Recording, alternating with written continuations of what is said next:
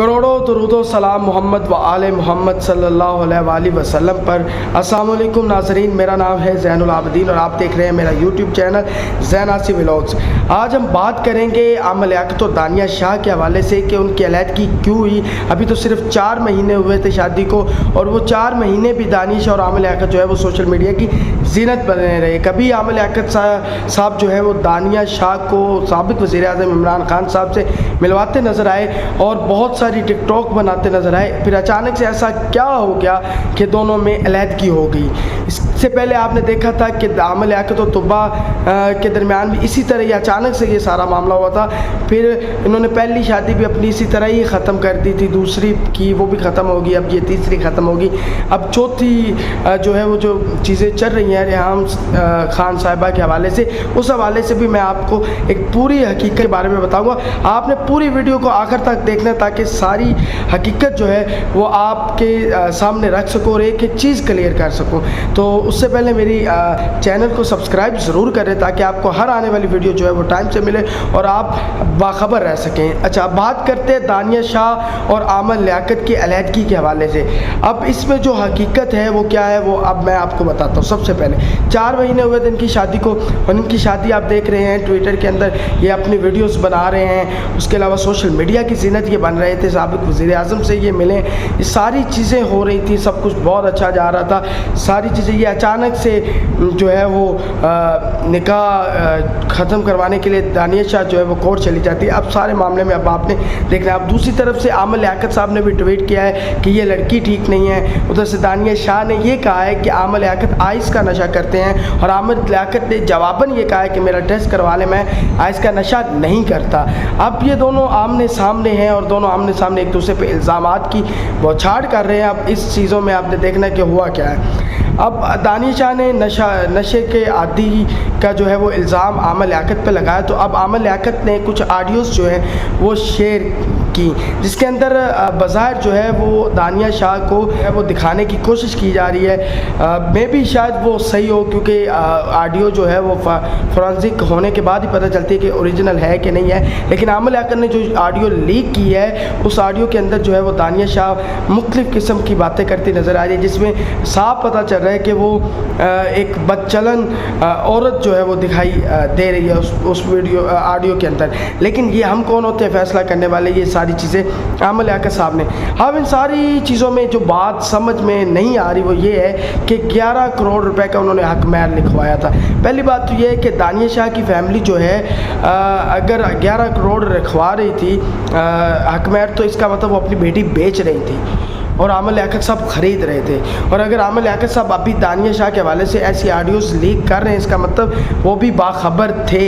अब जो भी किसी भी लड़की से कोई शादी करता है सबसे पहले उसका ख़ानदान पता किया जाता है, उसका पता किया जाता है। और आम लियाकत साहब के पास इतनी जो उनकी ऑडियो उनके पास आई हैं जिसमें वो अजीब अजीब सी गंदी किस्म की बातें जो कर रही हैं कि मैंने उसके एक के साथ नहीं, उसका मैं लिंक आपको जो है वो डिस्क्रिप्शन में दे दूंगा क्योंकि मैं नहीं चाहता कि वो मैं ऑडियो अपनी इस वीडियो पे लगाऊं, क्योंकि एक औरत जो होती है वो औरत होती है और औरत का वो जो मर्ज़ी करे उसकी नेकी उसके गुनाह वो उसके साथ हैं, उसका अमाल उसके साथ है, उसने अपने अमाल के हिसाब से अपनी सज़ा काटनी है। मैं कौन होता हूँ? मेरे नज़दीक जो है वो औरत की इज़्ज़त करनी चाहिए और पर्दे डालने चाहिए हमें। अल्लाह ताला भी हमारे ऐप पे पर्दे डालता है, तो वो मैं डिस्क्रिप्शन में दे दूंगा। मैं नहीं ऑडियो डाल रहा क्योंकि एक औरत की इज़्ज़त करना हम सब पे फ़र्ज़ है। और जो भी है जिस तरह की भी है वो बद किरदार है नहीं है, आप कौन होते हैं उसका किरदार उछालने वाले। जब अल्लाह ऐप डाल रहा है तो हमें भी ऐप डालने चाहिए। लेकिन आम लियाकत साहब ने ये हरकत की है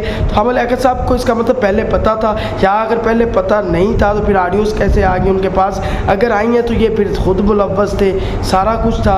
अगर वो ऑडियोज़ में सिर्फ दानिया शाह की आवाज़ है, अगले बंदे की आवाज़ नहीं है, अगर आम लियाकत उस ऑडियो के अंदर जवाब नहीं दे रहे तो फिर तो दोनों तरफ की ऑडियोज़ आनी चाहिए थी ना, सिर्फ दानिया शाह की ऑडियो क्यों आई है? अब इन सारी चीज़ों का आपने देखे कि अंदाज़ा लगाना है कि इसका मतलब जो है जो लोधरा के अंदर ये शादी होती है 11 करोड़ हक महर लिखा जाता है, इसका मतलब है कि लड़की बेची जा रही है। तो ख़रीदी आम लियाकत साहब ने, तो तब नहीं अक्ल आई थी कि इतने मैं हक महर क्यों लिखवा रहा हूँ। दूसरी तरफ जब ये ऑडियोज़ आपने ये अभी आपने दानिया शाह की जो ऑडियो लीक की है कि जिसमें वो आपने दिखाने की कोशिश की है कि वो बदकिरदार, इसका मतलब आप सारी चीज़ों को जानते थे। अगर जानते थे तो फिर आपने शादी क्यों की? अगर आपने शादी की और ये सारी चीज़ें तब भी आपने नज़र में रखी तो इसका मतलब आप भी उतने ही गुनहगार हैं जितनी दानिया शाह है। अब ये दोनों जो हैं वो आमने सामने हैं। अब इसमें ये जो चीज़ सबसे अहम जो मुझे लगी है कि उस ऑडियो को लीक किया इन्होंने, इसका मतलब है बड़ा आमल याकूब साहब ने बड़ी उसकी वो करवाई होगी, हैक करवाया होगा मोबाइल, सारा मामला था। तो इसका मतलब ये मुलव्वस है ना, वो जिनसे बात करनी है वो भी तो उनकी आवाज़ भी तो लीक करें ना, पता चले किन से कर रही हैं। मुझे तो आमल याकूब साहब खुद मुलव्वस होते नज़र आ रहे हैं। चीज़ें देख के आप खुद ही देख लें। वो जो ऑडियो लीक किया है उसमें खुद आमल याकूब साहब फंस गए कि जी नहीं ये देखिए ये लड़की ठीक नहीं थी, ये नहीं ठीक था। पूरे पाकिस्तान को आगे लगा दी इन दोनों ने, पूरा पाकिस्तान पीछे लगा हुआ है। अरे तुम दोनों का आपस का फ़ैसला था शादी करने का, अब दोनों ने सोशल मीडिया की ज़ीनत भी बने, अभी फिर ये मामला बन गया। अब इस बात सारे मामले के अंदर एक जो मीम गर्दिश कर रही है वो रेहाम खान के हवाले से कि रेहाम खान और आमल याकूब की जोड़ी अच्छी है, आगे इनकी शादी होनी है, ये मामला आता है।